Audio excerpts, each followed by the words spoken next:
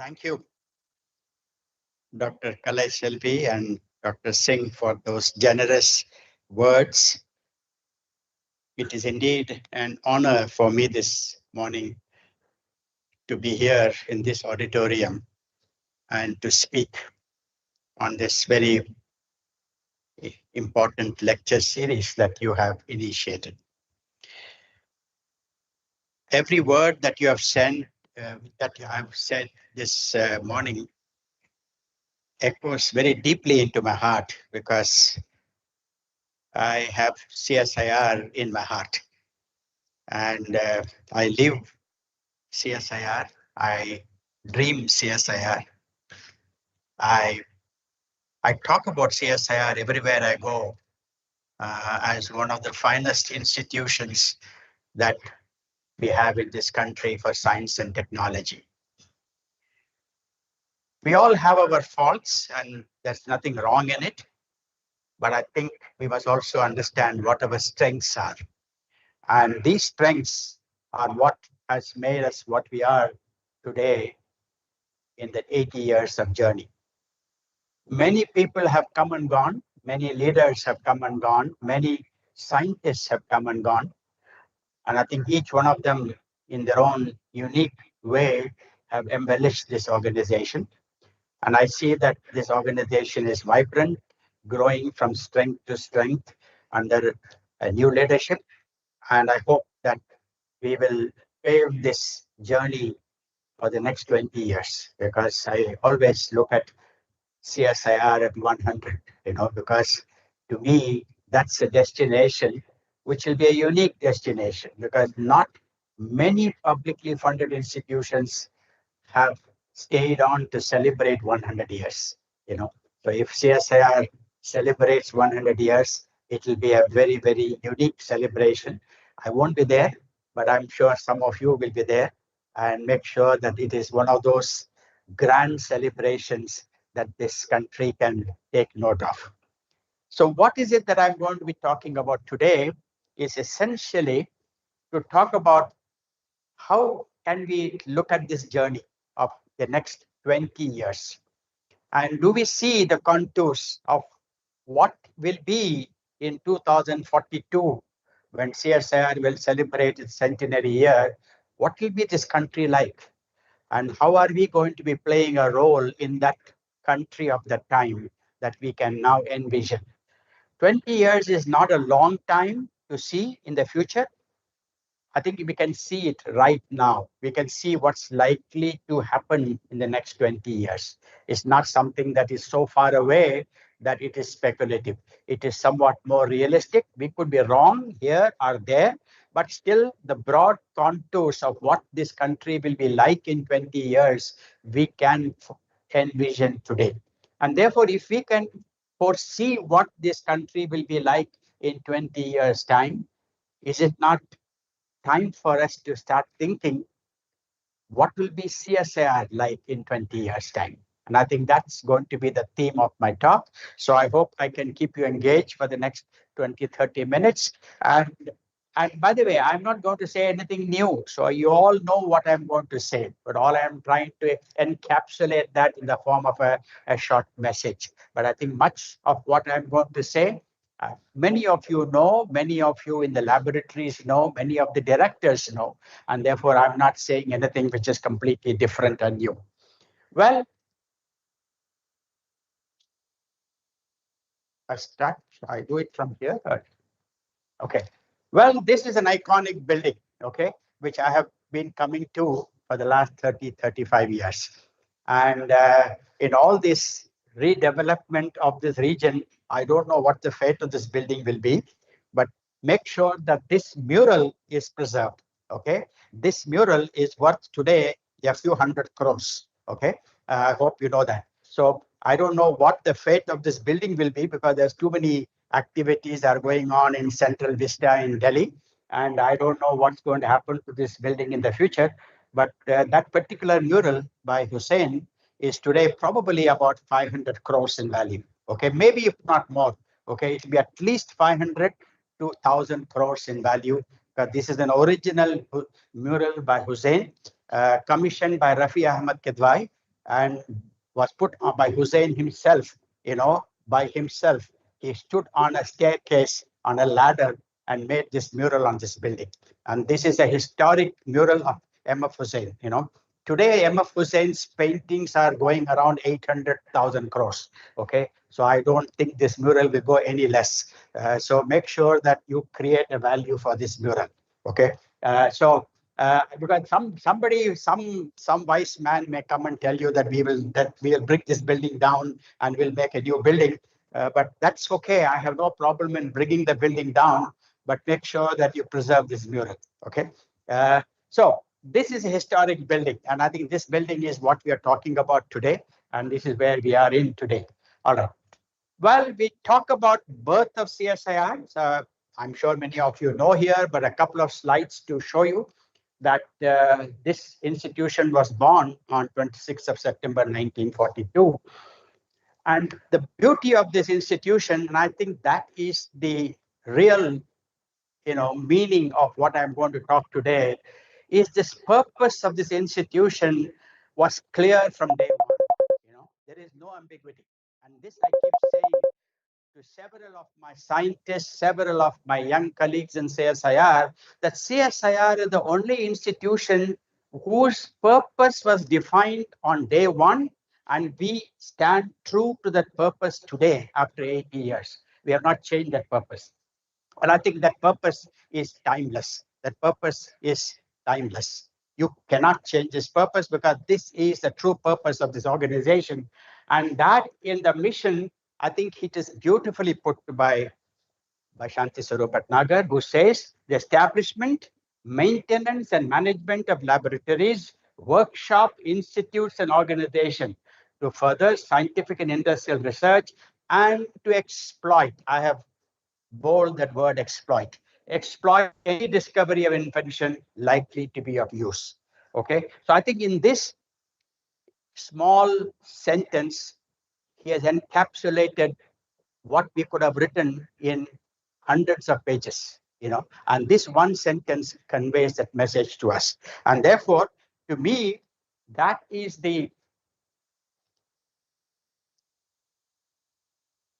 And I think that is what is core to CSIR. And I think we must appreciate this because we are even today saying the same thing. And we have not deviated from this core message of any kind, although 80 years have passed since this message was given to us. A clear vision and mission to bring to bear the tools of science to the economic development of India with a focus both on exploration and exploitation. And that is very important.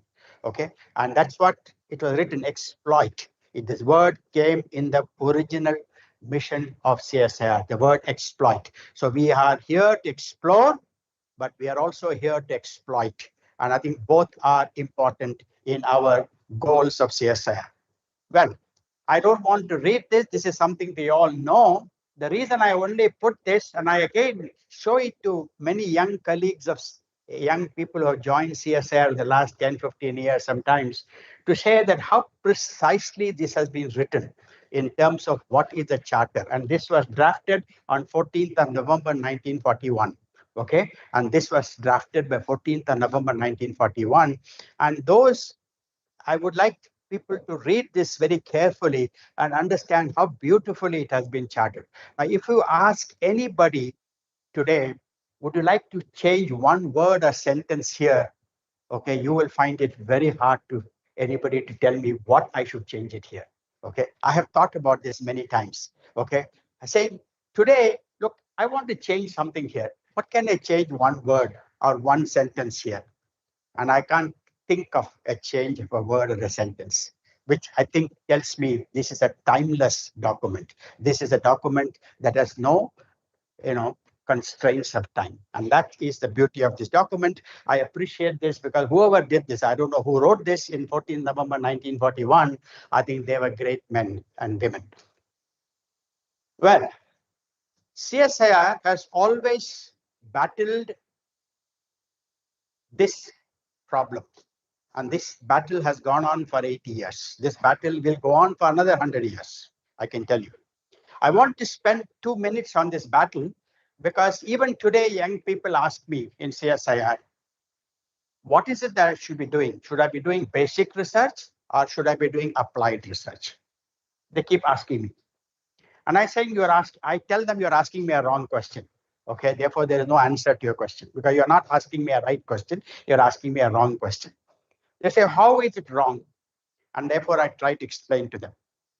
The conceptual dichotomy of basic and applied research has proven to be an enduring one. And I tell them that this is nothing special to CSIR. This is a part of the history of science. Okay, science has battled of basic and applied science. Okay, and lots of people have talked about it. Books have been written about it. What is science? Well, there are all kinds of people who have said something in the course of time. I don't have time to talk about all of them. Uh, there is a book which, if those of you want to read it, could read it. It's called Lost in Translation, The Basic Science in the Era of Translational Research. This book I recommend to people who want to understand a little bit more about what is the role of basic science in translational research, because we use this word translational research very often nowadays. Okay, and the question basically is, what is the role of basic science in translational research? And this is something that one can read more. I don't have time to talk about it, but I just go back and said what my founding father said of CSIR, and that is Shanti Swarup Bhatnagar. Okay, and what did he say? And he said this in 1941. So you can imagine that he was also answering the same question, that people are asking me today. Sometimes young people ask me the same question in CSIR, because they come with some aspirations of doing research and they're asking, are we in the right place, where we are. Now, he says research can scarcely be divided into watertight compartments. And he says what is fundamental today may become very much applied in a very short time.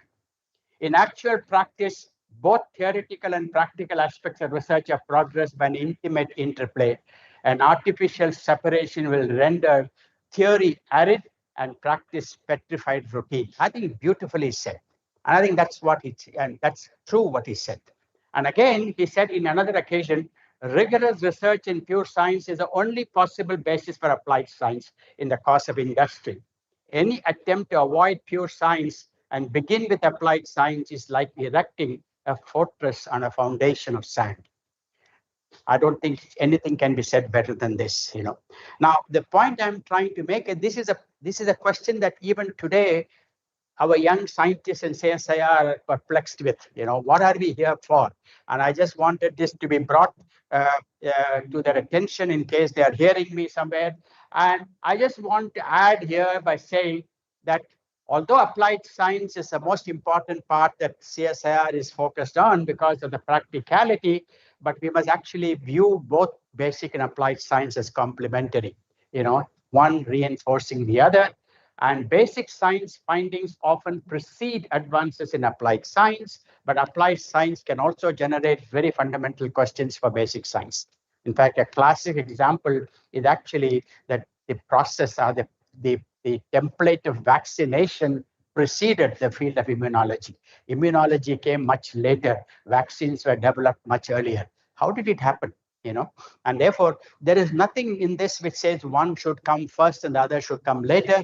I think this is a nature of science and this is what happens. And therefore I believe that we should abandon this binary thinking in our conversation, in our discussions, that something is basic, something is applied. And I think we should only ask, is it good science or bad science? Is it good for the society or not necessarily useful to society? I think that's the kind of question that we should ask rather than asking this very, very what I call wrong question of what am I supposed to do, basic science or applied science?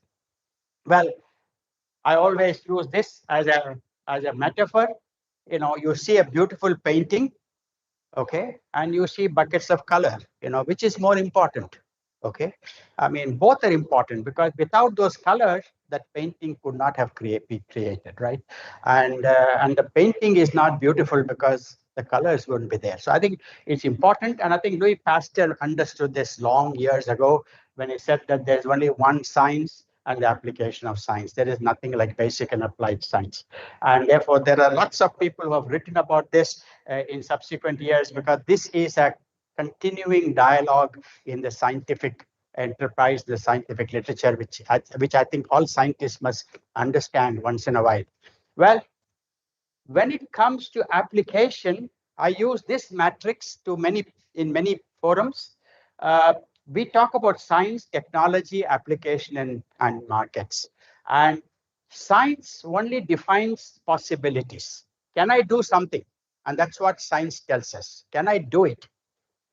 Technology is the one that I start asking the question, is it worth doing it? Because everything that I can do may not be worth doing it. And thirdly is application and market, is when I'm asking, who cares about what I'm doing? Okay. Who cares about what I'm doing? Okay. Just because it is doable, just because I think it's worth doing, is it enough? I need to also ask, who else cares about what I am doing? So these three questions will have to be answered by an institution like CSIR. We must ask, of course, can I do it? Because if you cannot do it, there are no further questions. So you must ask, can I do it? We must also ask ourselves, is it worth doing it? And we should also ask ourselves, who cares about what I am doing? And who is the person who is interested in what I am doing? And that is an answer to the question also we need to seek.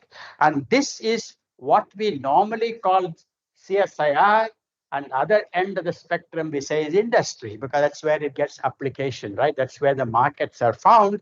And this is the process that we now call translation. Okay, so nowadays we use the word translational research, and this is the process of translation. This journey from the top to the bottom is what we call the process of translation. So you can see here, can I call this applied or basic? No, it's all there. Everything is there. And at the very upper end, it's basic. At the very bottom end of the spectrum, it is very, very application oriented. So I think it's a continuum that we are talking about, and therefore it's a responsibility that's going to be shared by many people. And therefore, I always say, again, I put this in a different way. We talk about a proof of concept, we talk about a proof of application, we talk about a proof of relevance. And this is the same statement that I gave in the earlier slide. I had defined it in a different way. We have to move from the proof of concepts to the proof of relevance. And that's the journey that CSIR has to undertake. And CSIR has been undertaking, by the way, in the last so many years across many, many spectrum of disciplines. And therefore, essentially, when it comes to this thing, we are moving from what is called a low risk to a high risk process. Research at the proof of concept is a very low risk process. We spend a few crores of rupees, a few lakhs of rupees, you have a proof of concept. But then moving this proof of concept through proof of application to proof of relevance costs enormous amount of money, which very often we don't even estimate. We don't even estimate how much is going to cost us to do so. We are all the time, we are only costing what is going to cost us here. Okay, and that's what we say is a project cost. That's not the project cost. The project cost is the totality of this cost, and that cost is something hidden. We never talk about it. And I think we need to talk about this cost, because this is the real cost of innovation. And that cost is what we need to talk about, and not just this cost that we normally talk about in a budgetary allocation. Well, the point I'm saying is, the second point that is a issue that most people are bothered about, and especially scientists in CSIR, is most of academia, and here I include the POC in CSIR too, because it's also kind of an academic research. We're all talking only about in the TRL nomenclature less than 4, okay? Maybe 4, 5. And even today, when I see projects coming in, no project is above 4, okay? Very, very difficult to get a project which is above 4, which has been generated within CSIR. Now, industry is only looking at projects above 8. They are not looking at any projects below 8. They don't want to look at any projects below 8. The question basically is, who moves the needle from 4 to 8? Okay, that's the question. So who moves this needle from 4 to 8? Okay. Now, and this is typical of India. Okay, I'm talking about India. So typically, it's the startups who move this needle because they take it from 4 and they try to take it to 8. So they are the so-called startup companies today.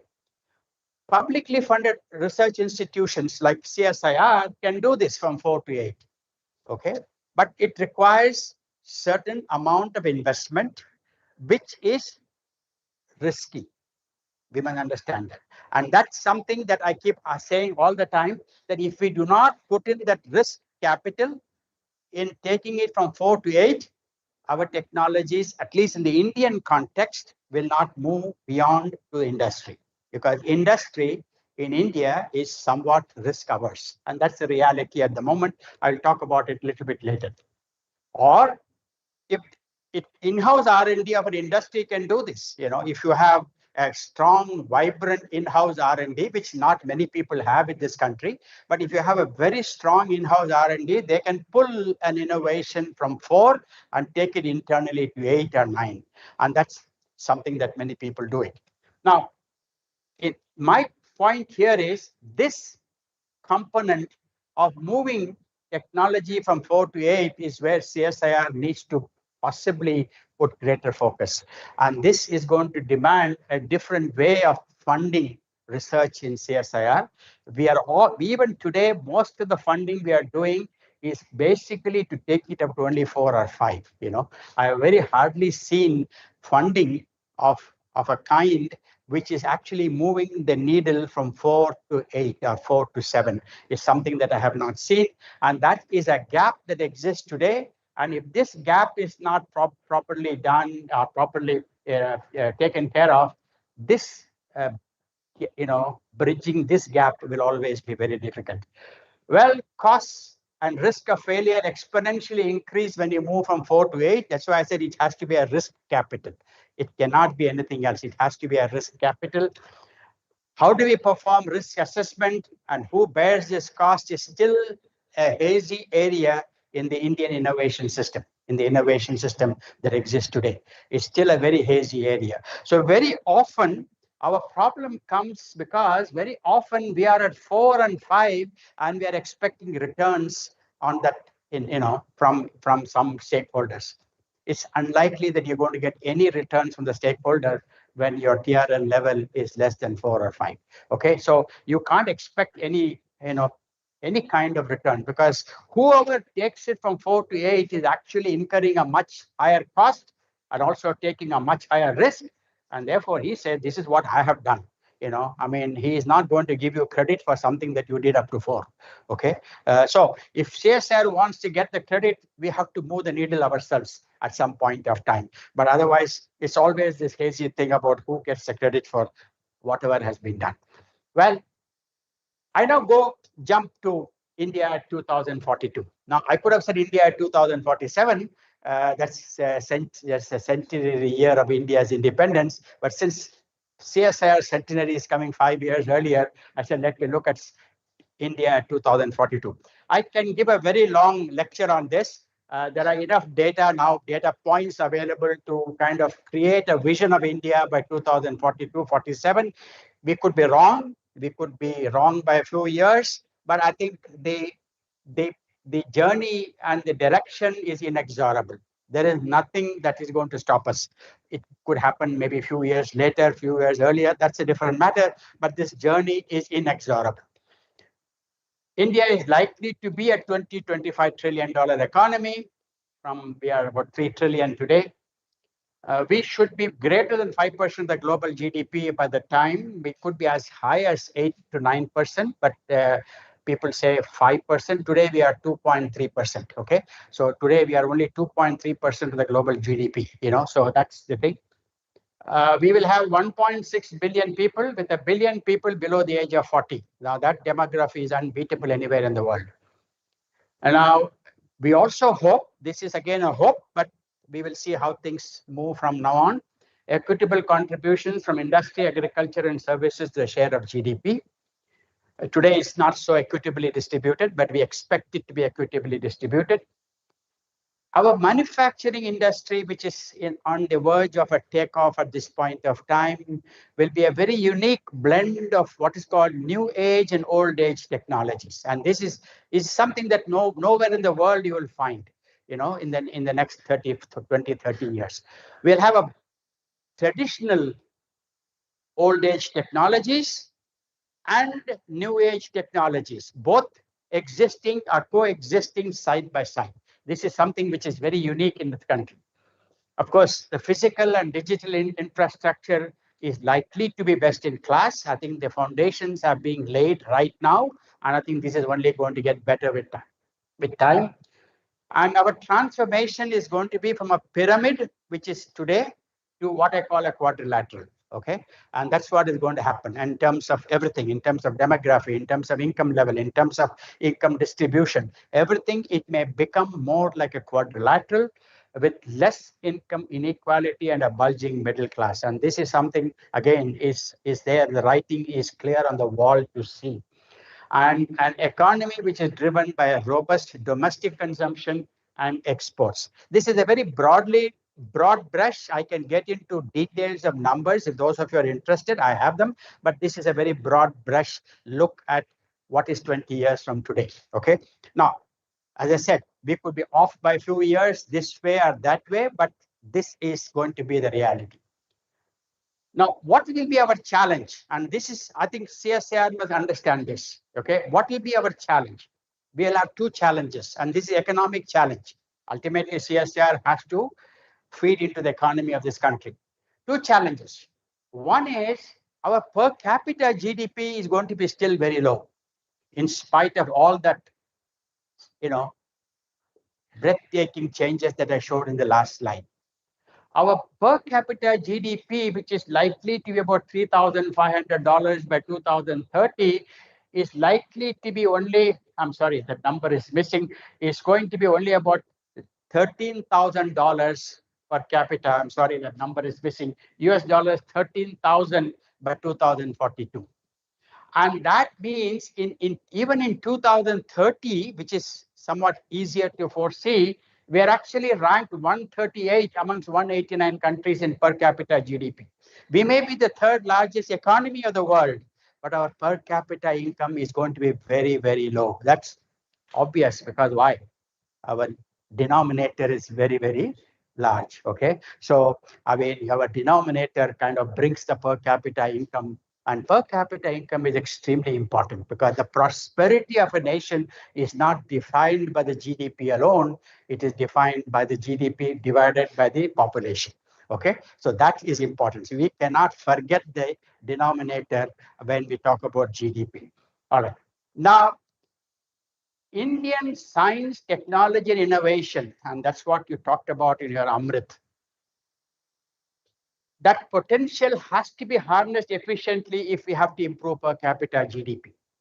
Okay? Because without science, technology, and innovation, I cannot improve per capita GDP. And this is world over, it has been shown to be right.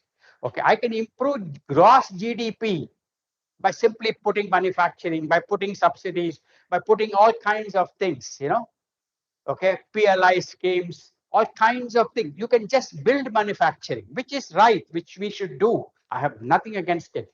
But that alone is not sufficient, because you have to improve the per capita GDP. And that requires science, technology, and innovation. And that is the message that we must drive home to the government all the time, that all the other things are necessary but not sufficient to build our per capita GDP. India cannot become an economic superpower solely based on the size of the domestic consumption and merely scaling technologies developed elsewhere. It cannot happen. Okay. Even that is coming at a cost. Okay. I mean, even though scaling those technology developed elsewhere is coming at a cost today. It is not cheap. Okay. So you know that, So just to get one company like Micron into Gujarat, the government is going to pay 18,000 crores subsidy. Okay, 18,000 crores subsidy just for one packaging plant for semiconductor. Okay, That's a subsidy. 18,000 crore is about the size of the entire R&D budget of the government of India today. Okay, and that one company is going to take that subsidy. So this scaling is coming at a cost to us. That's because we don't have those capabilities. So we are going to pay that cost. And therefore, I say, unless this is done, we cannot improve the per capita GDP. And this is true for everybody. Well, then look at science and technology. So I talked about is essential. Now let's look at science and technology for a minute. A large, educated talent in STEM with increasing gender diversity. This is a reality.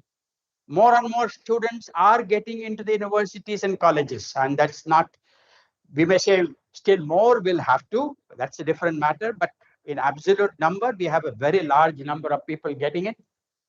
We have an ambition to achieve a GR of 40%. We are about 22% today. We may reach about 40% by 2042. Okay, we may. Okay, with all the things that are people are talking about today. Okay, if you reach 40%, we will be like United States of America or Europe. Okay, we will still not be like Korea or Japan. That's 60%. Okay, but we will be like our Taiwan. We will be like US or some parts of Europe. So, but we are targeting that, and that may happen. I mean, again, it's not impossible. It could happen. 40%. That means 40% of our children coming out of school will enter universities. And that could happen. We also see that there's an increasing role of education and research in the private sector. Now, this is going to happen. The more and more private sector will participate in research and education. And as you know, the NRF has opened completely the private sector to funding for the government. Okay, so there was already funding coming, but now with the new with the National Research Foundation, that National Research Foundation will not distinguish between public sector and private sector in terms of research funding. So more private sector research, depending upon their ambitions, their quality, can thrive in the future. And therefore, I think, and we are also, I think, creating today, and this is obvious, a very vibrant ecosystem in deep science and technology startup. Okay, so, and that's happening. It's in the early stage today. It's maybe in the first 5% of the journey, but I think this will accelerate. And I think in the next 20, 25 years, I think we're going to have a whole lot of, startups coming in, which are going to create value.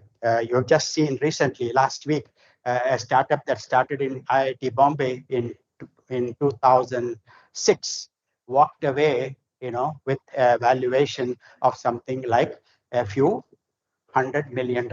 And this is called Idea Forge. They were one of the first to develop the drone technologies. Okay, and IIT Bombay made in this process something like 40,000 crores. Okay, so 40,000, no, 4,000 crores. 4,000 crores was the money because they had an equity at the time, which they cashed it now.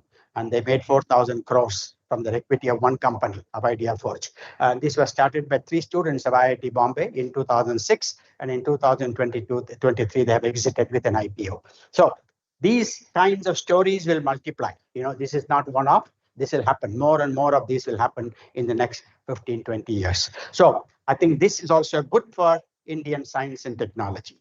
Well, but how does it look from the situation? I said, so far I have been very positive about everything, right? Economy is positive.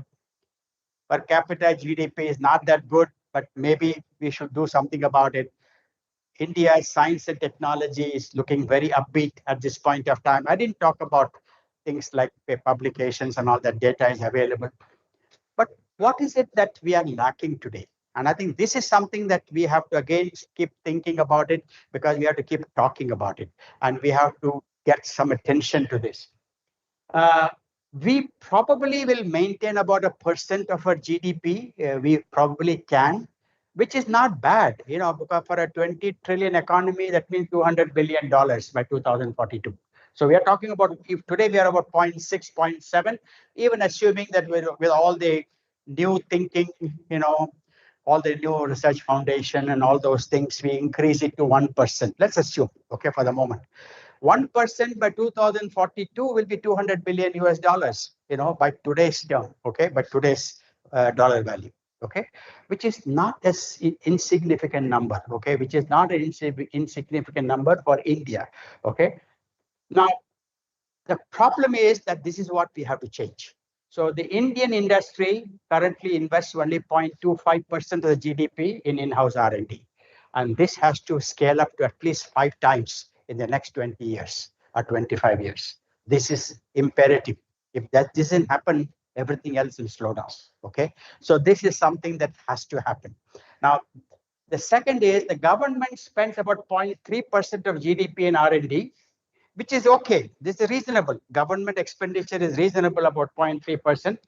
The only thing is, I hope that this skewed 63-37 becomes 50-50. That is my hope. Okay, that's but 0.3% I'm okay. I mean, of the government spending is fine. In fact, that is about what the world average is. Now, the key problem is also, this is, you may say, is this important for CSIR? I said, this is very important for CSIR, okay? The research in academic institution is only 0.04% of our GDP, okay? Now, why this is important for CSIR? Where is your talent coming from? It's coming from here. If your universities are not strong enough, you can't get talent. If you cannot get talent, you can't innovate, right?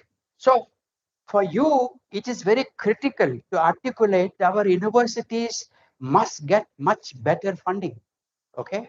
Because if universities are starving for research funding, it's going to impact CSIR in the next 20, 30 years, because your talent pool will substantively shrink, okay? Which is a threat to us. And this is not something that we can afford to make it afford.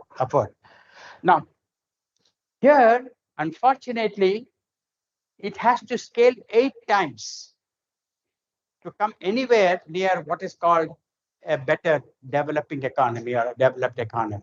That means I need to take this to 0.03%, okay?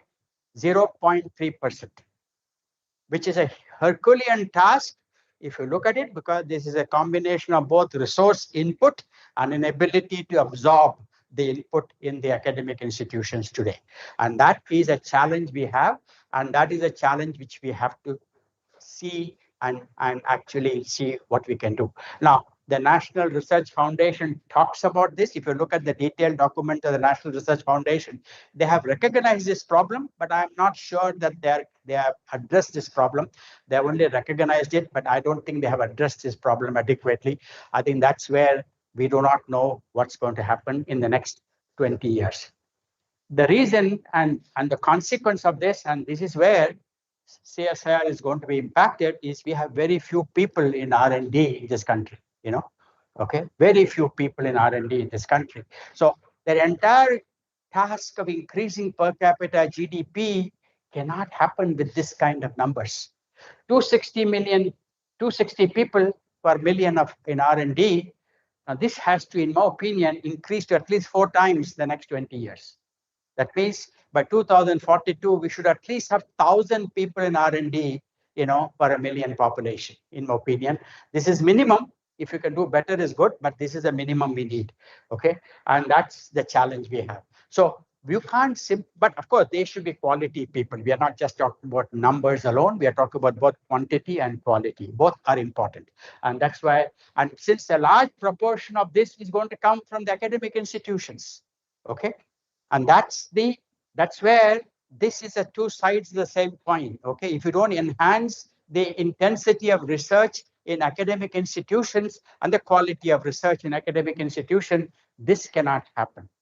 And the consequence of everything here is that we only file 11 patents per million population, and I believe this has to increase at least 10 times in the next 20 years. So these are targets which are reasonably, now I have, by the way, I don't know how many of you have read this book of Marshall Forbes. In case you have not, please get yourself a copy and read. It's a very interesting book. Some of the numbers I have taken from here. Some of the estimates of what we need for the next 20 years are mine, and therefore I stand to be questioned and corrected and argued about. Okay, what I feel should happen in the next 20 years are mine, but what it is currently is taken from the book by Naushad Forbes called The Struggle and the Promise, Restoring India's Potential. It's a good book to read. It's a more of statistics. A lot of statistics is involved in compiling this book. Okay, well, innovation is a continuous process. It must be seen as a continuous process requiring persistence and stamina. Significant inventions are not accidents. It happens because of some thought process, and it cannot be conjured upon demand. And therefore, I believe that institutions like CSIR are like rivers, I call them. They are like river Ganges. Okay, they have to keep flowing all the time. Okay, they will irrigate some fields once in a while, but you can't stop the river, because if you stop the river, then everything else stops. So I look at this as a metaphor. It's like a flowing river, and the river has to be replenished all the time.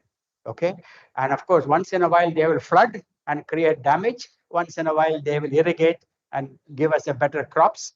Both are good for us, but I think the river must flow. Okay, and that is what I call innovation. Innovation is like a river. It's not something you start today and you finish 3 years from today because something else ended, some project has ended. That's okay. That's a part of a cycle of funding and project cycle. But innovation is actually a journey.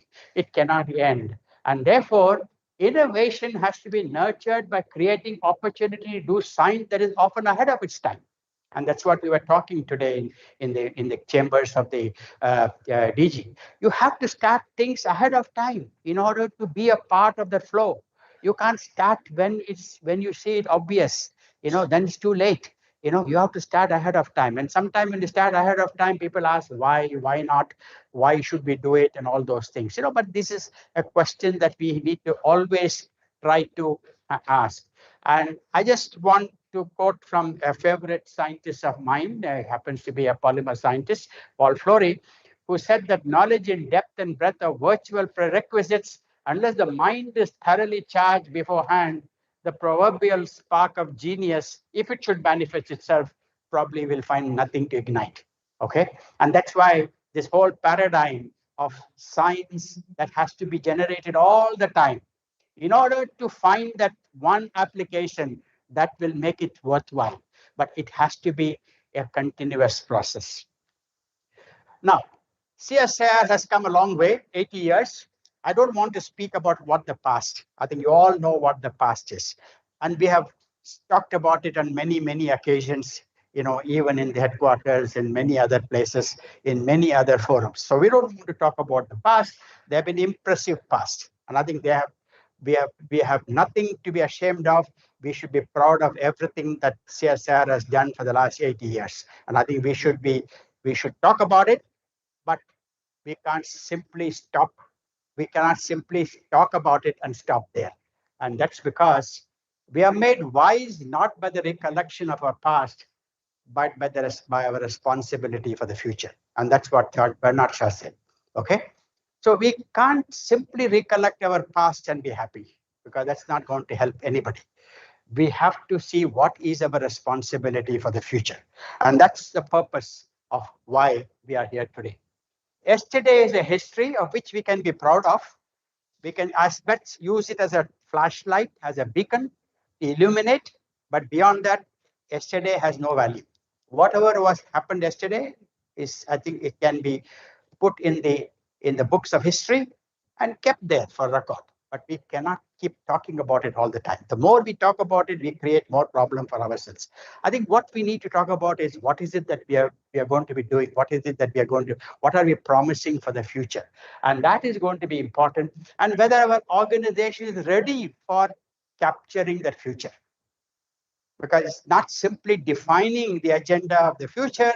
We should have the skills, the talent, the competence, everything to handle that future.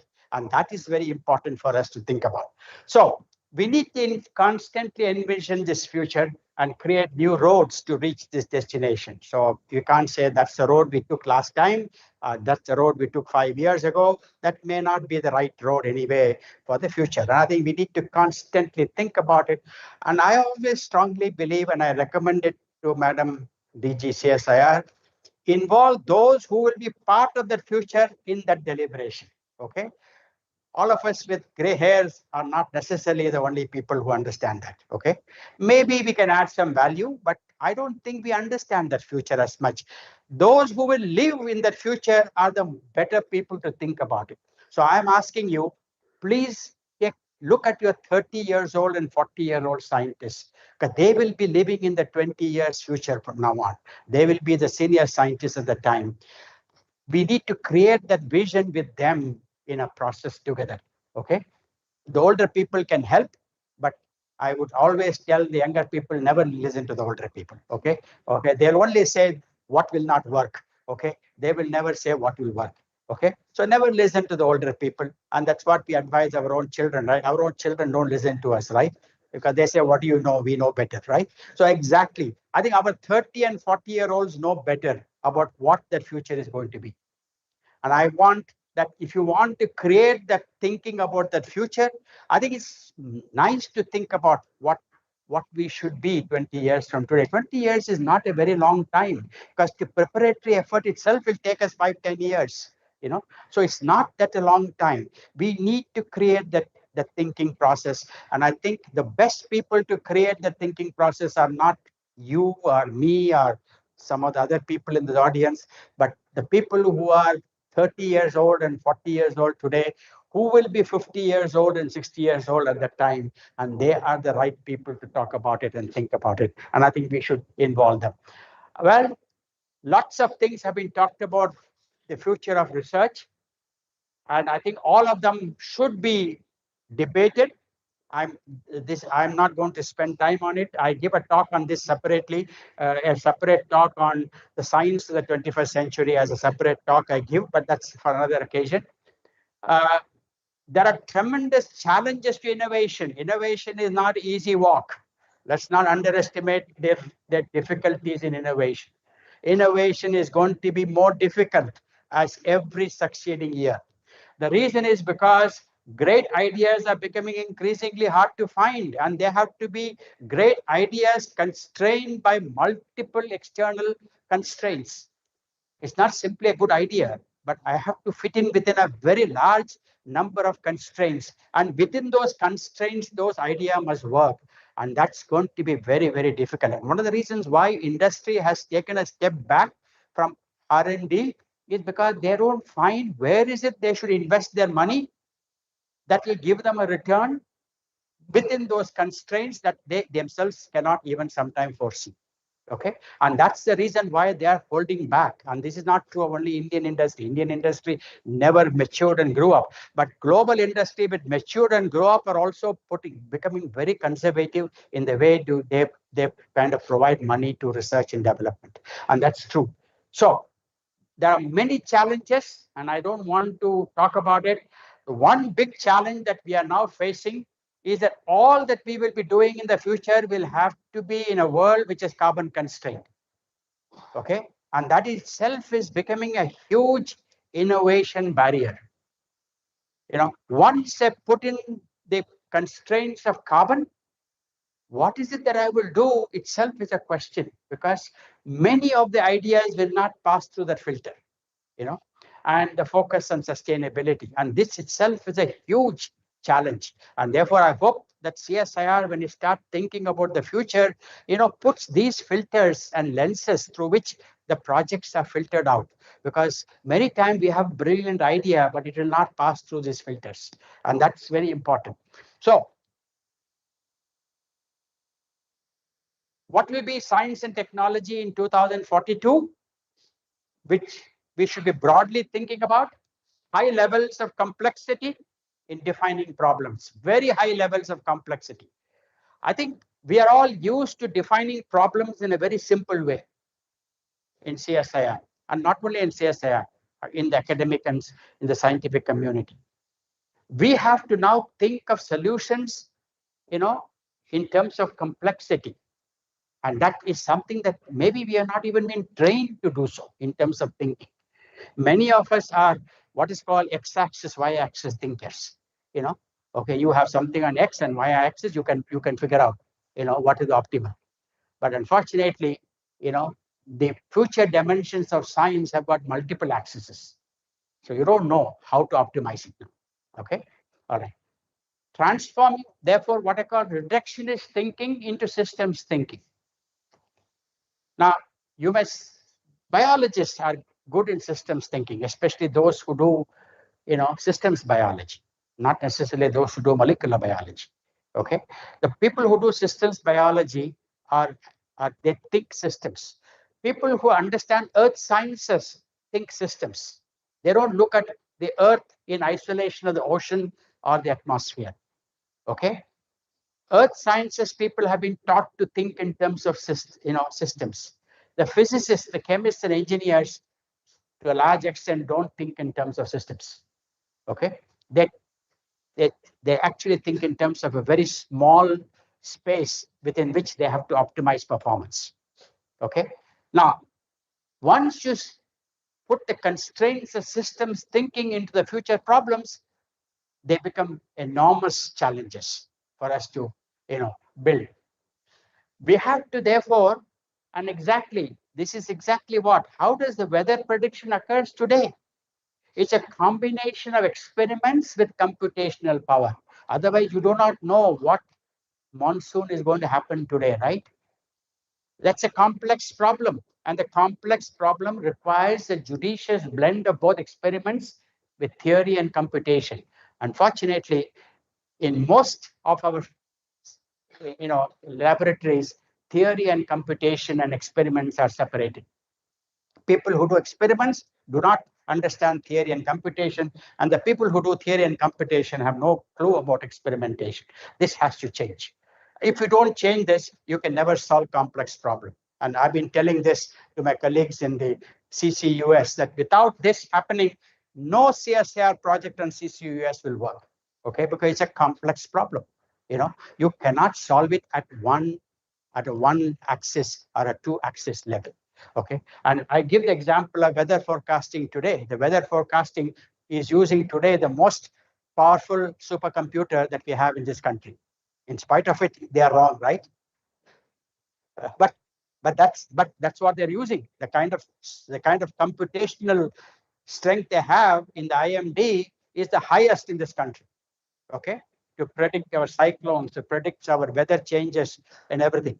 Now, in spite of it, how difficult it is to do it, and that's what they do. Better understanding of human impact on planet and embedding sustainability and design thinking and solutions. This is a big topic by itself.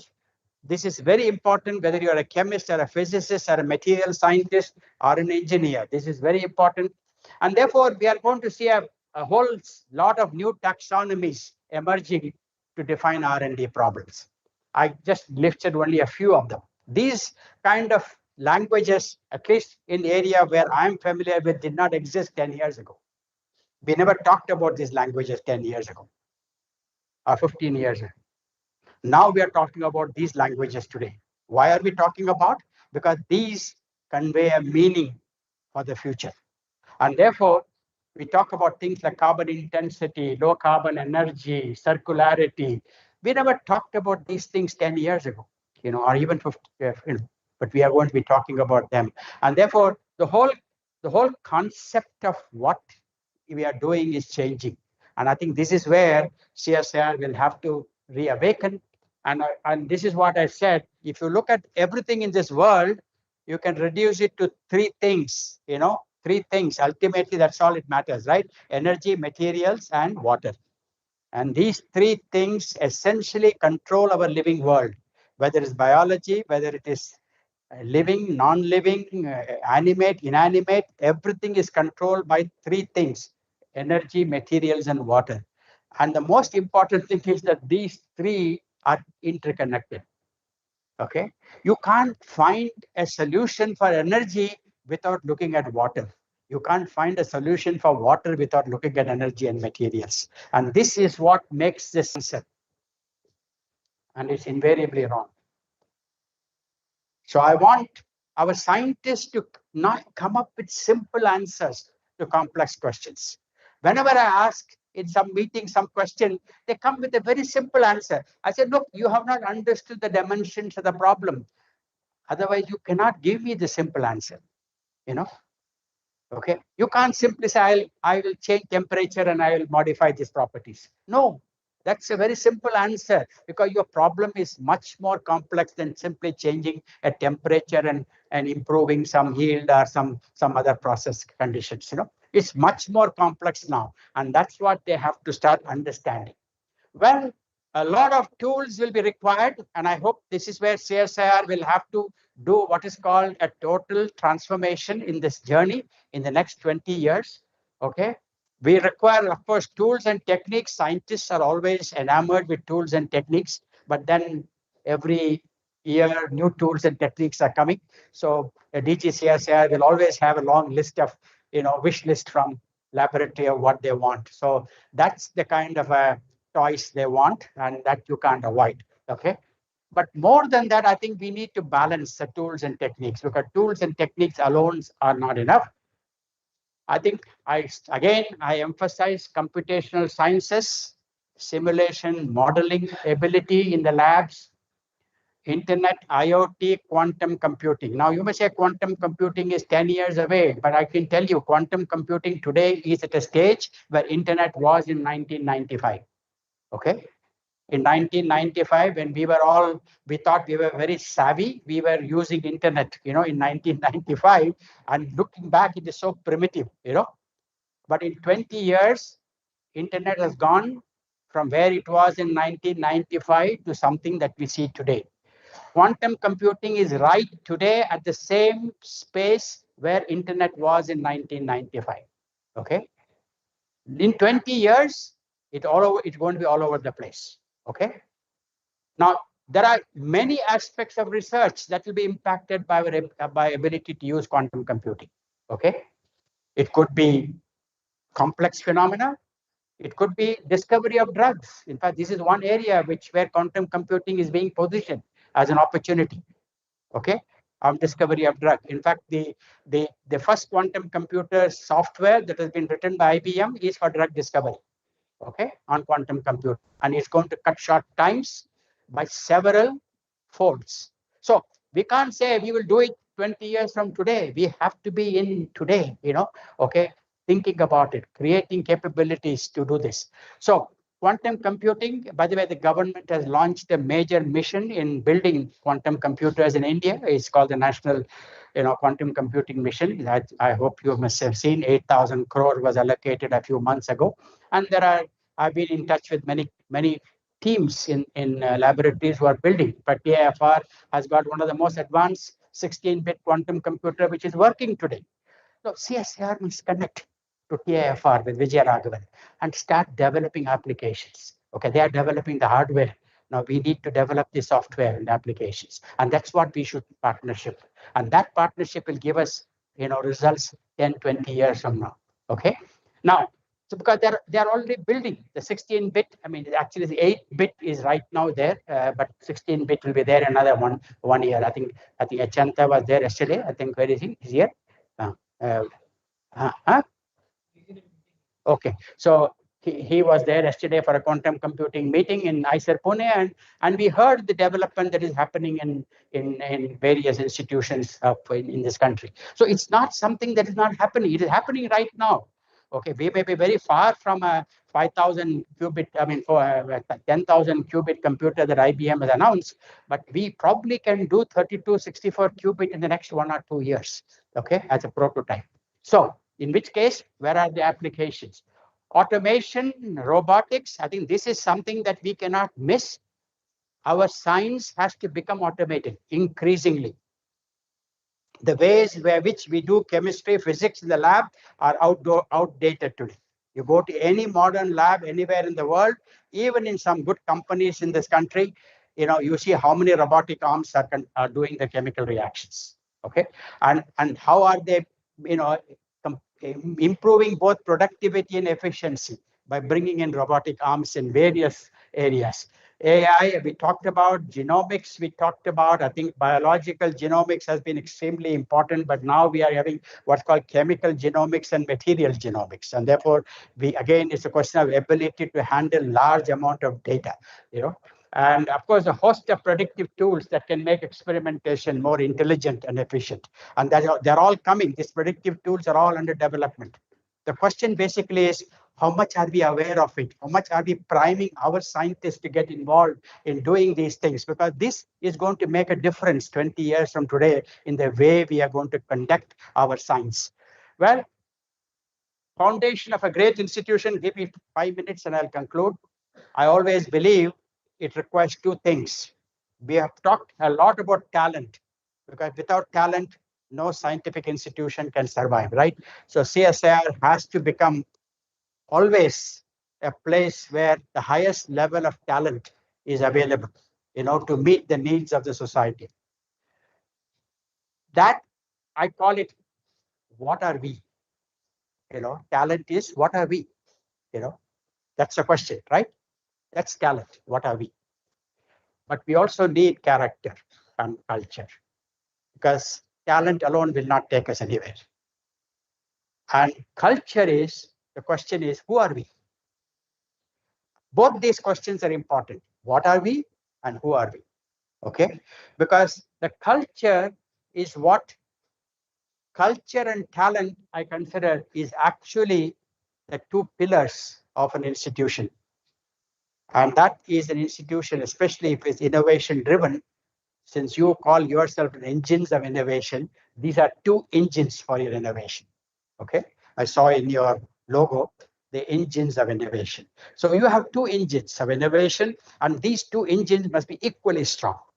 Okay, you must have very strong talent, and you must have a very strong culture in the organization.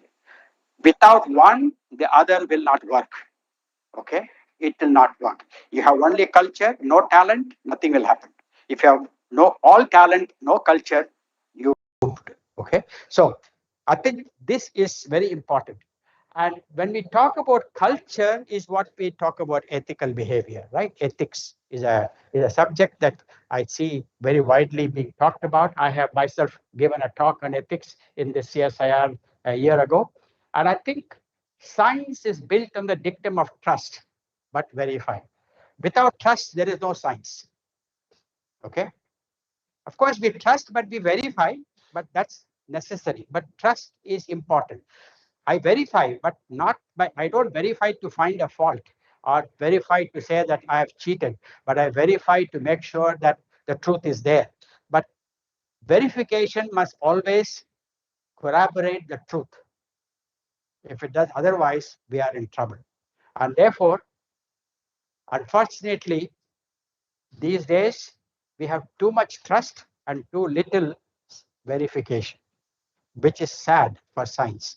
And I think it's bad for the science of India if science loses the trust of the common people. Okay. And we are custodians of the trust. Scientists are the custodians of the trust. We cannot at any cost allow that trust to be eroded. If we erode that trust, if one talent disappears, I can hire another talent. Okay. If one competency disappears, I can hire another competency. But if trust disappears, I cannot bring the trust back to the organization. The trust always leaves you irretrievably. And therefore, I think you have a leadership which believes in this dictum. And I hope that everyone in CSIR gets an understanding how important it is to generate this value of trust. And there are lots of things that are happening in CSIR we are not very happy about. And that's because somewhere along the line, we have eroded the trust for the sake of some short-term gains. And that is something that we will and we should never do. Well, I will not talk about this. These are called the 5 principles of research integrity, but I think this we will not talk about it. I will leave this at the moment. I only talk about this, and you have to understand ethics in 3 dimensions. Okay, again, ethics is not a one-dimensional thing. Ethics is actually at individual, community, and society level. There are 3 levels: at the personal level, at the community level, at the society level. And I think we must exemplify our ethical behavior across all these levels. And that's the responsibility that we have. So all these three levels, we have responsibility. By the way, this is I've taken from an article, which is not my own, but I think it's very well said.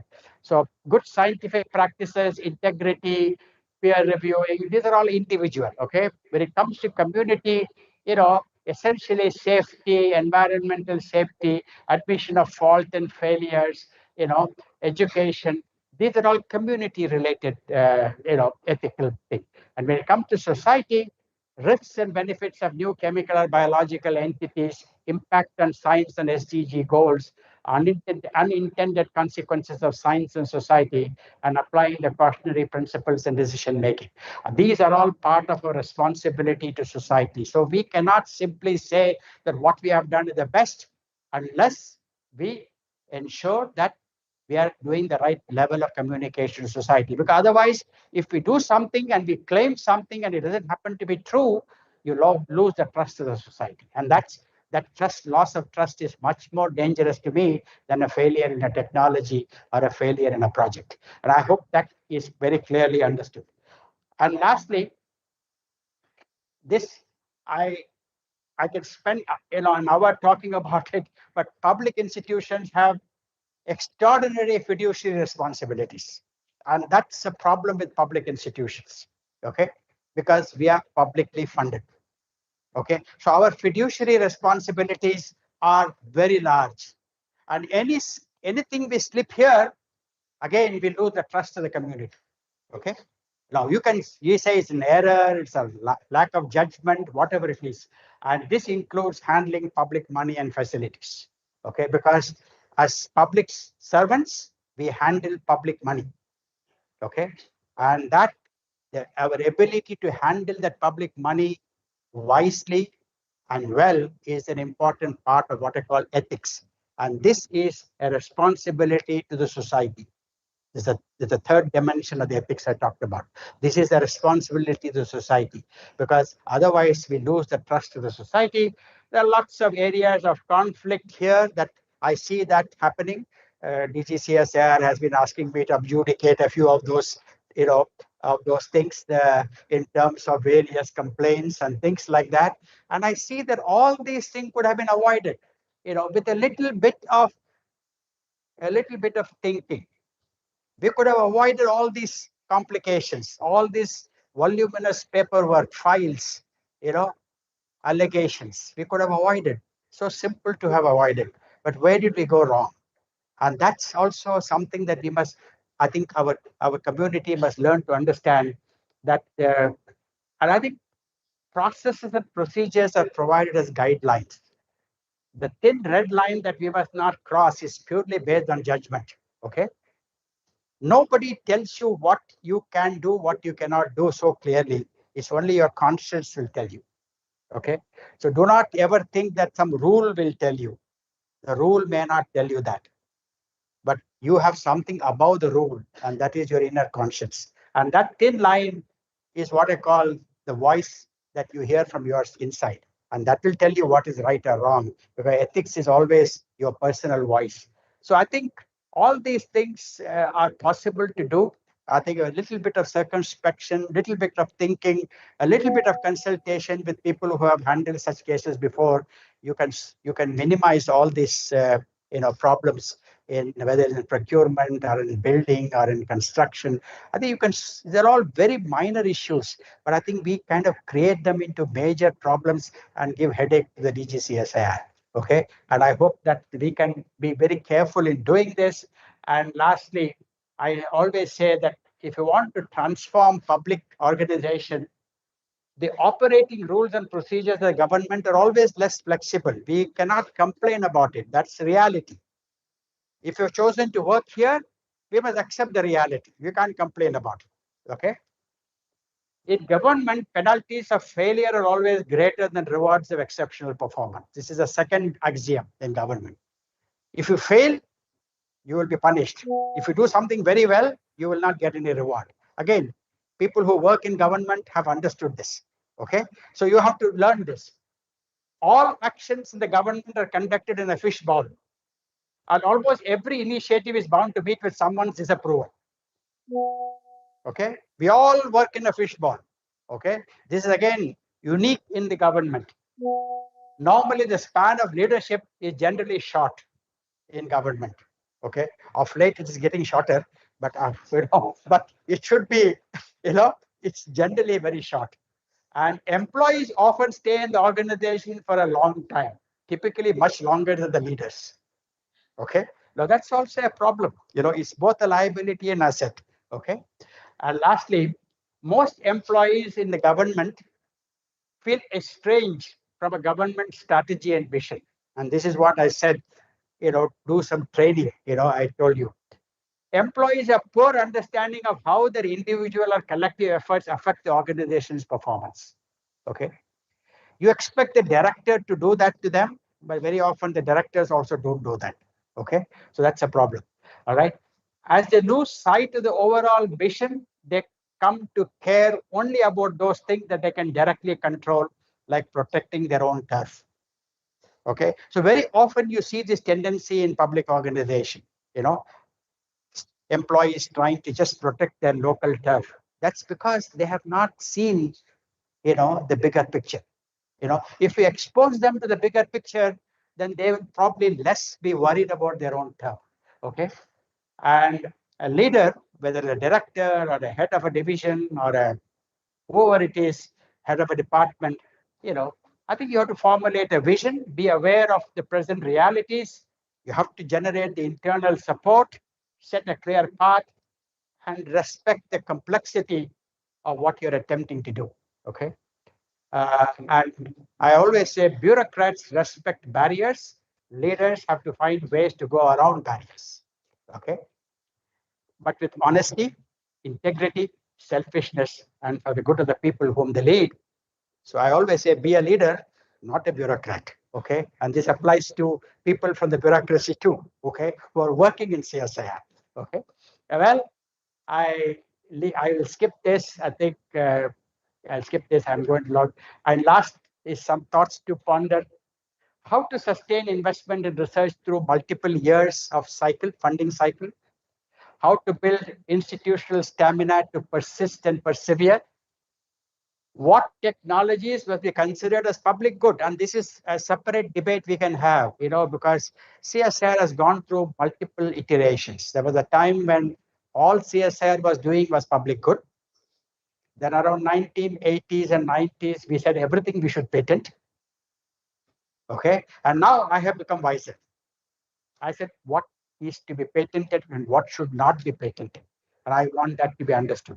Okay. Everything need not be patented because nowadays CSIR scientists are, I think, again, getting bogged down by saying, I want to patent this. I ask them, what is the purpose of patenting this? Okay. Numbers alone is not important anymore. So I think we went through one cycle. Maybe it was good that cycle we went through because that cycle energized us to do something that we did not do before. But now having done it, we have to ask the question, what technologies will be considered as public good? What should be patented and what should not be patented? And I think it's very clear we should ask this question. Okay, because even now in sitting in meetings, people say, is it patented? I said, why should I worry about this? Why it should be patented? Okay, that question is there a justification? And I'm also asking how to protect what is called open source technologies. And that's, again, if you take something like abatement of carbon dioxide, which is going to be one of the most important challenges by 2042, because we'll be midway between what the Prime Minister of India has announced, that we'll be net zero by 2070. By 2042, we'll be right smack in the middle. Okay. And if we have to abate carbon dioxide in the air, is it private good or a public good? Okay. Please ask this question. Okay. Is it a private good? Why? It's carbon dioxide is affecting the entire 9 billion people of this world. Okay. So why should it be a private good? Okay. It should be a public good. If it's a public good, everybody will benefit, right? The whole world will benefit. Exactly like what happened in vaccines. Okay. Why was the Covishield vaccine became such a success? Because it was made into a public good. Okay. What happened to Pfizer and Moderna? they are fighting a legal battle today. Well, but who benefited the world? It's the Oxford University AstraZeneca vaccine, which benefited the world, which vaccinated the largest number of people, and for that, Oxford University did not earn a penny by virtue of an agreement that they had with AstraZeneca. Okay. Now, what is the right model, therefore? So if I want to create a vaccine, should it be a private good or a public good? If I have to abate carbon dioxide in the air, which is going to cause global warming, which is going to affect the most disadvantaged people of the society, the more advantaged people of society will shrink to an air-conditioned room, okay, to avoid the heat. But the most disadvantaged people of the society will die of heat. Now, is it a public good or a private good? And therefore, should such technologies be put in the public domain or in the private domain? It's a question that we need to debate and ask, because CSIR is in the midst of developing these technologies. I have people saying, I got a patent for this. I'm asking, what is that? Okay, you have a patent. Now, what do we do with that patent? Okay. So that's a question is I think we have to ask. How to encourage more scientists to become deep science startups. I talked about this in the meeting room. I think this is imperative. CSIR cannot become, in my opinion, a powerhouse by 2042 if at least 25% of its scientists are willing to venture out, or the students are willing to venture out, not necessarily the scientists. Okay, all right. In fact, the government. I was talking to the head of the Atal Innovation Mission yesterday. I was at a meeting with them on Saturday. And Atal Innovation Mission is launching a funding program for PhD students to start up there, convert their thesis into an enterprise. And they'll be funded for 5 years. Okay. So that they don't have to worry about looking for a job, but they have to create value out of their PhD thesis. And Atal Innovation Mission will shortly launch a funding program. They are going to fund X number of students. They will fund on a competitive basis. They will be funded for 5 years, including a personal salary. Okay, all right, to convert their research that they have performed in a laboratory into something that will work in the field. And they could use a company model, startup model, everything. So this is something they are going to announce. I was just told about this on Saturday. In fact, they're asking, please encourage your students to convert their thesis into ideas, whoever thinks is worthy of it. Okay, so I think if CSIR has students who are working on PhD thesis, allow them to start companies from them. Okay, and the nation will benefit as a result of it. Okay, and I think we have to do this in some manner. Scientists may or may not have the necessary initiative to do this, but we should encourage the students to do this, as much as possible. Okay, how to constantly improve the ease of doing science in our institution. I'm not saying it is the best.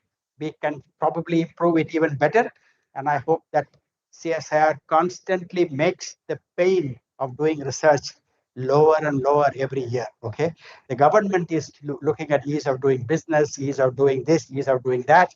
I hope CSIR has a challenge of saying, okay, what we will do in the next 15 years to make the ease of doing science a little less painful to our scientists. And lastly, this I should not underestimate. If you want to sustain CSIR leadership in 1942, CSIR cannot remain in a silo. CSIR must become a partner in the ecosystem of science in this country. Okay. CSIR somehow started out by being an independent entity. We said we'll connect to industry for application, but we never connected to universities in a manner that we should have connected or we could have been connected. I think we should connect to our universities in terms of partnerships. Our universities are also improving their ability to do good science. Okay, all right, and they have great ideas. Okay, how does CSIR benefit? And I said, see, universities can never do it beyond TRL4. So what prevents us from taking a good idea from a university and taking it to TRL 8? What's wrong with it? We'll partner because they are also public institutions. And I have such thoughts in the carbon capture area, okay, where we need partnership also from academia. Okay, take their ideas, of course, put it through all the filters, all the evaluation. But if there are good ideas, partner with them and take it to the level of proof of relevance. Okay, they can only do proof of concept because they are defined by a system of working where they have only a PhD student who will do the research and he will vanish. So they can't do proof of relevance, Okay, because who will do the rest of the work? And therefore, maybe CSIR can partner with universities in select areas of competence, and we can take some of those ideas from there to the level of application. Okay, that's also something. And also, I talked about TIFR or ISER Pune, where ISER Pune has a prototype of an 8-bit computer today, quantum computer. Work with these emerging science institutions, in different areas. Okay, where people are experimenting with new ideas in academia, and there should be no barrier, and figure out how to partner, how to learn from each other, and how to enlarge that pool of knowledge that we all have. And I think that is something I think we need to do even more in the future than we have done in the past. Okay, so I think that's what I'm going to end it. I hope that this is I think we all need this. Your lecture talked about science, technology, innovation. And I think I look at it as gear wheels. Okay, they have to be completely interlocked. If there are three separate wheels, they will keep moving separately. Nothing will happen. Okay, so you have to have the knowledge of science. That's where I said even university is coming. You have to have innovation potential. That's where CSIR comes in. And I should have, of course, technology to do that. And these three has to be completely interlocked. Only then they will create some new form of energy. Okay, so it has to be interlocked and moving in unison. And I hope that is done. I will skip this. I think I have shown this slide many times. I'll skip this. I'll end here. Thank you very much for your kind attention. A very catalytic and starring lecture. You spoke about past. It should be consigned to the history books. And we must look into the future. CSIR should be futuristic. Maybe that was the constraint of the theme that was assigned to you. But we all live in the present. Probably that is a missing link. The Western countries, they are scaring us by praying apocalypse because of the ecological degradations. Future will come to an end. Come to question first. But for a Please hungry man, come to question. Please come to question. yeah, this is just the background to my question. My question is, for a hungry man, tomorrow is a distant future. Today is all that he has. You have already said how the per capita GDP is not showing a rosy picture.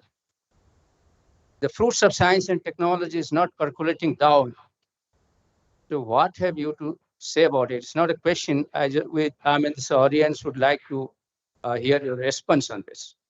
No, thank you. I think you have touched upon an important aspect which I probably didn't cover. The reason is that CSIR has its own strategy, its own programs, which are significant to address the problems of today. Okay, we work in multiple environment of constraints to deliver those solutions. And I think successive leadership of CSIR, and I'm sure you are doing it also today, is you are attempting to address the problems that are being faced by the community today through interventions of science and technology. This must be done. There is absolutely no two opinions about it. I think I was watching during the COVID years, how this CSIR as a team responded to the COVID, uh, spreading of the COVID in this country, and with all kinds of solutions, innovation, right from research to logistics, And I think that is that's the spirit of CSIR, and that we must continue to do.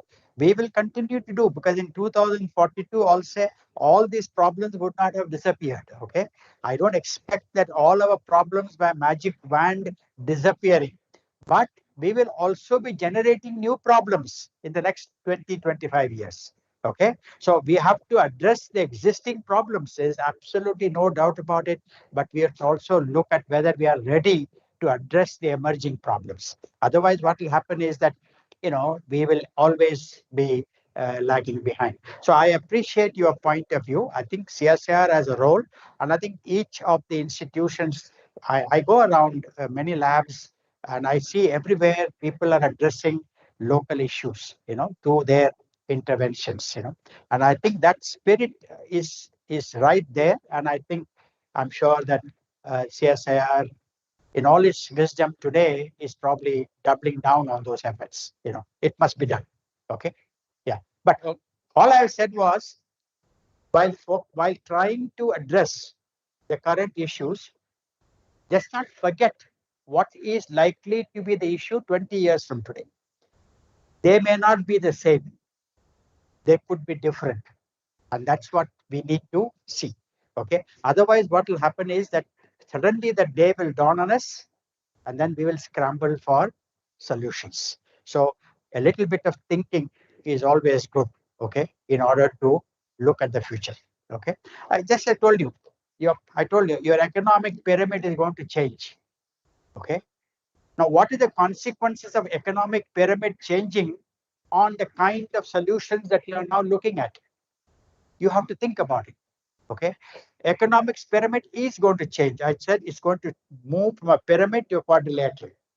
Okay.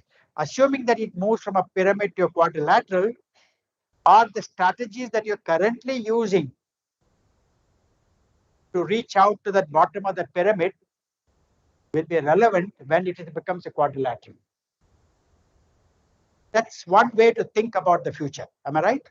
I'm not saying don't focus on the bottom of the pyramid today, but please be aware that this pyramid is going to change in the next 20-25 years. And therefore, are we ready to tackle that transformation? That's all I'm asking. Okay? Yep. Thank you. Yes. Dr. Sauvik Mehti. Sir, 2002, when you took over NCL as a director, that time we have only 5 IITs and few NITs, no ISRs, and getting talent for CSIR, there was no competitions, less competitions. But today we have 15 plus IITs, 30 plus NITs, 7 ISRs. So what should be the key? And lots of private institutions, lots by of the way. private institutions. Well, they are basically, very, very strong on hunting for talent. Okay? So what are the strong points still you see in CSIR, which we can use as a selling points to attract, better talents? Well, we should have maybe another discussion on this, but I can tell you one thing. Those who worked in CSIR then, the best of those people also had many opportunities. Okay. All right. Still, they chose to work in CSIR. I was one of them. Okay. The reason is because I think this is the only place where you can really promote the exciting science and technology and give the people the freedom to give that kind of an intellectual space. Let me tell you, every scientist, and I have spoken to many scientists, every scientist at some point of time in their life, maybe in the mid-career, is asking the question, how can I use my science? Okay. All right. Everybody at the age of 40, 45 is asking the question, how can I apply my science? Okay. How can I use my science?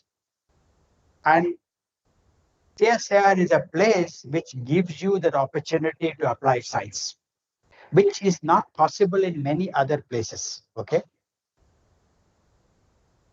There are scientists who come and tell me, see, I have published 50 papers, 150 papers, my H index is 16. Now, what do I do? Okay.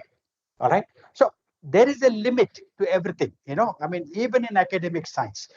Because what happens is in every area, okay, if you are in the top 5% of the academic science, your future is different. Okay.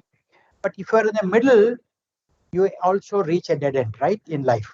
So in every endeavor of human life, if you are in the top 1 or 2%, then you may be at a different quality, okay, where you can aspire for things that maybe I cannot aspire, But once you are in the little bit of a, lower down, not the first 5%, but maybe in the next, or percentile, then at some point of time, the futility of science, doing science, is also something that bothers you. Now you need to kind of tell people that, look, here is a place where we give an opportunity for you to pursue science and also pursue, utility of the science and applications of the science. And I think that will, in my opinion, possibly will get many people interested. Okay. Now, India is a large country. I'm not concerned if some of them are not interested. Okay. All right. I mean, it doesn't mean that everybody who goes to IITs or ISERs are necessarily, they may be the best at the time of entry, but they are not necessarily the best after 20 years. Okay. Correct me if I'm wrong. I have watched this ecosystem now for several years. Okay. At the time of entry, they are the best. But look at after they are 40, 45. Okay. How many of them are still the best? Competition is relentless. Okay. And competition is heartless. So people fall. By the way, so you see in ISERs too, I see that, I mean, all the many of these faculties I was instrumental in hiring, but today I'm disappointed because they are not necessarily the top, right? So that's the nature of the game. So I don't think that that people see that understanding that everybody will not necessarily be the top 5%, Okay, so we have a large space which is in between. They're not bad people, okay? Okay, so just because somebody was rejected, somebody chose to go to Indian Institute of Science, Bangalore, or an ISER, does not necessarily mean the next person who did not get in there is a poor quality person. I will not accept that. It's just like saying that those who could not get into IITs, the 17,000 rank holder is a useless fellow. That's because only 16,000 people got into IITs.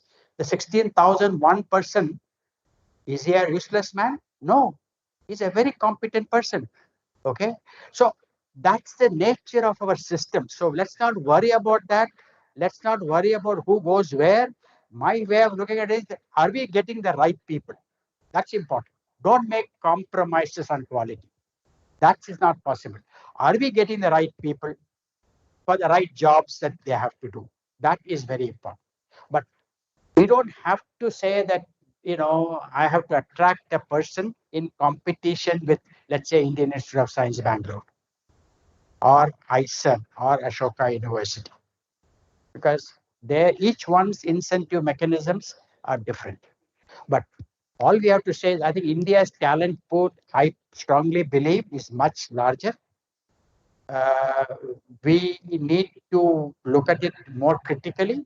We never should make compromises on quality, but I think there are enough people available at the moment. I'm not saying whether it will be true 10, 15 years from today. Things are going to be difficult. I pointed out the reason is because ultimately a large proportion of this come from Indian institutions, people who do PhDs and everything in Indian institution, and then who go outside the country maybe for a couple of years and then they come back. Now I did talk about that. There is a different type of talent loss that we are seeing in India today. Okay, it is actually at the undergraduate level people are moving out. Okay, they are not even, previously it used to be postdoctoral, then it became PhD.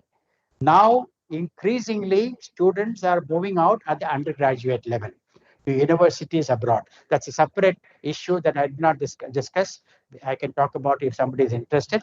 And that is a grave threat to us, because if more and more people, the brightest of the bright people who are passing schools and who don't get into IITs, they see very little opportunities for a good education in India. And they're all moving out to the New Zealand, Australia, the UK, and the US. And it's becoming affordable to Indian parents today, especially the middle class Indian parents.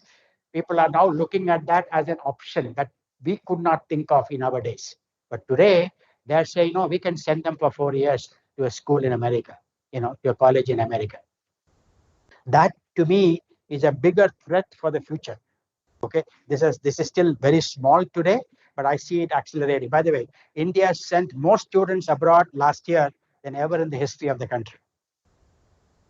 Okay, this is statistics. Okay, 700,000 of our boys and girls went outside of India in the last year. 700,000.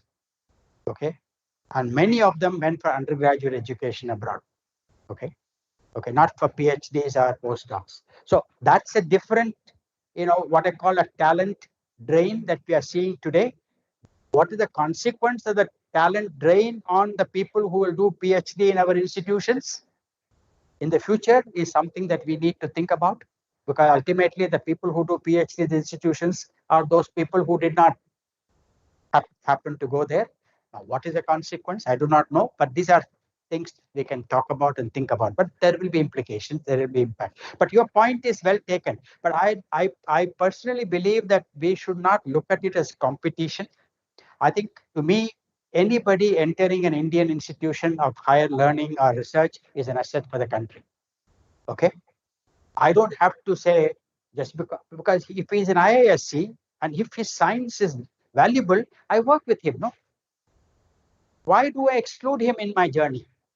And that's the way I want to look at science for the future of India. I don't want to look at what CSIR will do, what IISc will do, or what ISIR will do. But I think what can these people in partnership can do. And you may say this is difficult. I know it's not easy, but nothing in life is easy, right? So that's a challenge, right?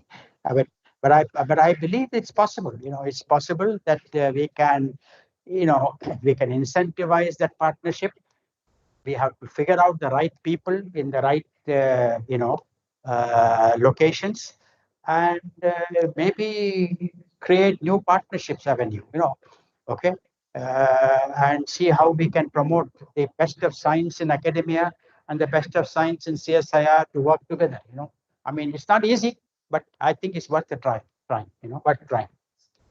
Yeah. The last question. But I don't think it's a zero-sum game. All I wanted to say is the pie is very large. So I don't think somebody going there means I am diminished. I think it is the pie is large. It's not a zero-sum game. We can manage that, with some, and with the right partnerships, maybe we can maybe even reduce the impact of that loss. Okay. All right. Yes. Yeah. Yeah. Please, Kiran. Please. First of all, let me say that it was a wonderful lecture, and I am deeply impressed by your passion for science and science in this country, not as, again, putting them in the silos of CSIR and ICMR and other organizations, but science as in the country. And I am also, I'd just like to inform you that recently we have come up with the same proposal, I think, which you talked about, that how we can actually talk in terms of having PhD, and PhD not in terms of publications and patents, but in terms of development of technologies. And a new PhD program we are starting at ACSIR is going to be, I think, the first one in this country. Very good. Wherein we are talking in terms of catching these students right from the beginning and actually making them travel this path of discovery in terms of innovations and technologies, and finally leading to not to worry about whether they will get a job or not, because they will ultimately either have a startup or definitely get a job in the industry. So I think that's something which I just wanted to tell you. But one point, although you explained everything, whatever I had in my mind, especially the point of academia and CSIR interaction. I think we have always been fascinated. Even as a student, I was fascinated because CSIR lab was just 2 kilometers away from my university. And I was always fascinated with the kind of infrastructure, with the kind of facilities the CSIR lab has, and the deficiency which we would have in the university, because state universities, but I think, as you rightly said, the one who did not enter the IIT system was the 17,000 student. It was not his mistake. The mistake was that there were only 16,000 vacancies.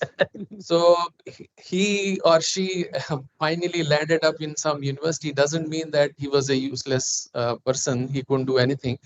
But I think the point you said, if we could open the doors of CSIR labs to these students who are working in different universities, who are working in state universities where there is deficiency of instrumentation and advanced facilities, I think many great people will come out, and this is a wonderful thing which you talked about. I agree Thank with you you. so I much think for that is this. another way to promote that interaction that I talked about. I think I believe that's what I said, that I've been part of the system from 1990s, and I think we have come a long way. But I think we need to take the next step. We have to be proactive, and I think you have a good, good. See, I always said CSIR all the instruments. I mean, just like we talked about ACSIR, CSIR had an extramural research, group. Now, how can you integrate the extramural research more into the CSIR system? So you have the extramural research. Now, instead of just making that as and I've been saying this even 10 years ago to the then DGs, instead of just making that as a parallel funding agencies. After all, that money they give is very small compared to what today DST gives or DBT gives. CSIR still gives only about 20-25 lakhs, whereas these people have gone to 60-70 lakhs today. Now, I said, since you don't have that kind of resources, how do I use those limited resources in a more impactful way? Okay, Right. all right. And is there not something that we can do using the CSIR's extramural research funding, which is already available to you, to leverage academic research in partnership with, CSIR in some better way? Okay. Otherwise, what happens is today people come to CSIR. First, they go to DST or they go to DBT. They will ask for 75 lakhs or 80 lakhs under that so-called core research program. They will get rejected. Then they will go somewhere else. They'll get rejected. Then they'll come to CSIR and say, give me 20 lakhs. Okay. That's the wrong way, because then you're not getting the right people, I mean, so because these are all the, people who don't get the core research grant of DST, CRG, they get rejected there, they go somewhere else, they get rejected there, they come to finally CSIR taking at least give me 20 lakhs, so I'm saying, instead of using that in that style, can we not restructure that in a manner that we use it to leverage, you know, uh, and actually good scientists don't need too much money. Okay, you know, good science doesn't require, because they already have a lot of money. What good science requires is that little nudge, a little incentive. They don't need money. Okay, if they're already doing good science, I ask a lot of my colleagues in ICERs and everywhere I go, they're not short of money. Okay, but they need some linkages that they are missing. Okay. Okay. I think So in that that sense, linkages we is can. what we have to create. And for that, we have to just provide some incentives, little incentives. Otherwise, you can say that it's just like that. No, you need a ceremony to marry a boy and a girl, right? You can't say you just marry and forget. You need some ceremony, right? You need some social, context for somebody to be called a man and a wife. So the same social context two scientists need to be called. They are collaborators, they are partners. Without the social context, you can't say you partner with anybody, collaborate with anybody. It doesn't work. You have to find the partnership, find the collaboration, connect them, and then give them the social context to do so. Okay, then it will work. So you can use, and for that they don't require much money. In fact, we are bringing some 3-4 academic partners to the to the carbon capture. I could have brought another 5 more. I mean, but since we are short of time, I restricted to 3, and I tell you, all the 3 are well funded, but they cannot take their discoveries from the lab to application. That's where CSIR can help them to do so. Okay. And instead of saying CSIR should not say, no, what we do in our lab is the best. We cannot say that, because good ideas are everywhere. We evaluate. If we think that idea is better in a given environment and a given application, we should move that idea into the translational mode. We should not say, no, that came from him, it did not come from me. It doesn't make a difference, because ultimately I look at science as a public good. And I think science is not what CSIR does or what university does. Science is what is good for the people of India. And I think that is what I want to, I think that's a larger vision that we should have. And I think today we have large number of institutions, large number of scientists, well-funded, doing very good research, unlike, let's say, 1990 or 2000. Since 2000, there has been a renaissance of institution, and that's what, he was talking about. When I was director, I didn't have this problem. The best scientists could come to CSIR, but then, after some time, the best scientists left CSIR. So that is the problem. Because the other opportunities opened up. But I think those scientists are still could be considered, in my opinion, as a part of our ecosystem. And there's no reason to exclude them, provided we know them, we know what work they are doing, and we could find some way of creatively partnering with them. Okay, they don't need research money. What they need is money to translate their ideas into practice. And if we can provide that pathway, they will be our partners. So, thank you. Yes. Thank you, Dr. Sivaram. Thank you, Dr.